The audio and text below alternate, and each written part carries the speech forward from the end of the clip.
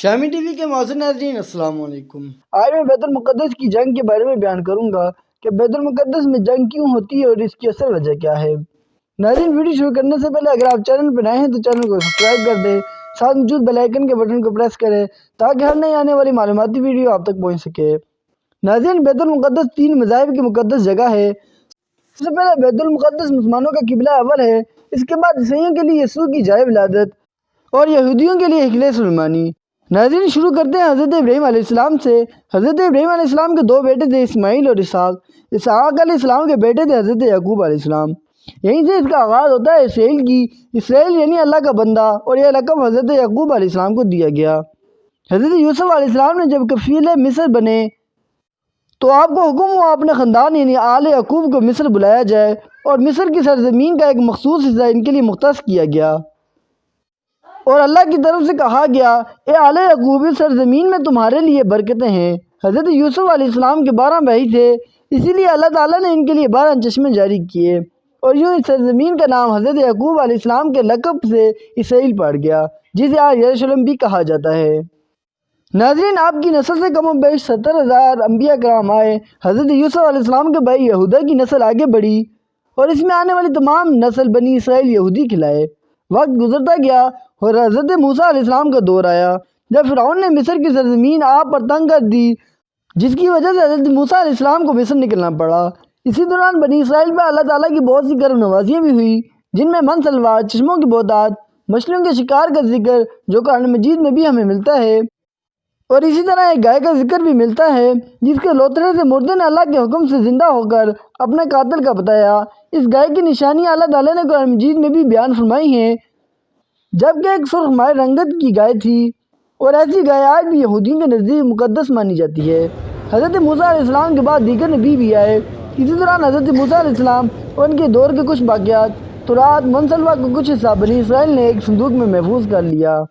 یہ اللہ تعالیٰ کی طرف سے حضرت آدم علیہ السلام کو دیا گیا ایک خاص صندوق تھا، جو نسل در نسل نبیوں کے پاس رہا، جسے قرآن مجید میں تابوت سکینہ کے نام سے پکارا گیا ہے، اور یہودیوں کو اپنی جان سے بھی زیادہ عزیز ہے۔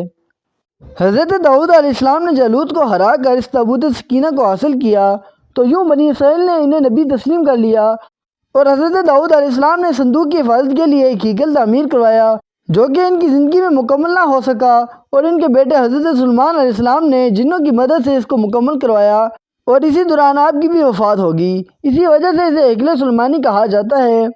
بعد ازاں بابل کے بادشاہ بخت نصر نے اسرائیل پر حملہ کیا اور ہیکل سلیمانی کو بھی گرا دیا، اور تابوت سکینہ کو بھی اپنے ساتھ لے گیا۔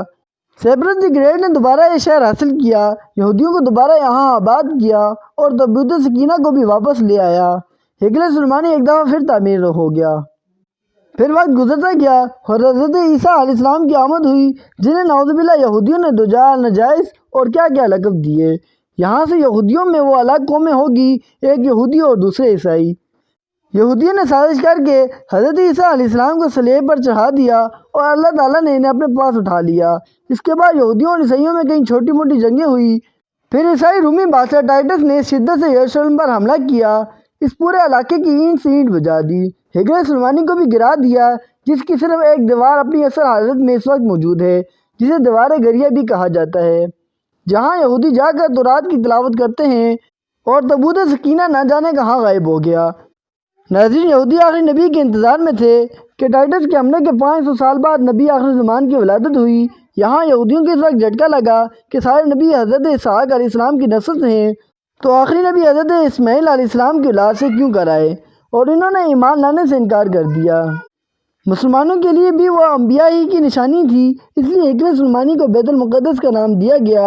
اسلام کے آغاز میں یہودیوں کو قائل کرانے کی خاطر بیت المقدس کی جانب منہ کر کے نماز ادا کرنے کا حکم ہوا، کیونکہ یہودی بھی اسی طرح منہ کر کے عبادت کیا کرتے تھے۔ 17 ماہ بعد ہماری عبادت کا رخ بیت المقدس سے بیت اللہ کی جانب موڑ دیا گیا، کیونکہ مسلمانوں کا شروع سے قبلہ اول وہی رہا، جسے پہلے حضرت آدم علیہ السلام نے، پھر حضرت ابراہیم علیہ السلام نے تعمیر کروایا۔ یہ تھی بیت المقدس کی اہمیت کہ بیت المقدس کن مذاہب کی مقدس ترین جگہ ہے۔ امید کرتا ہوں آپ کو میری ویڈیو پسند آئی ہوگی۔ اگر ویڈیو پسند آئے تو ویڈیو کو ضرور لائک کریں، چینل کو سبسکرائب کریں تاکہ آپ کا نالج بھی بڑھ سکے۔ ملتے ہیں اگلی ویڈیو میں، تب تک کے لیے اللہ حافظ۔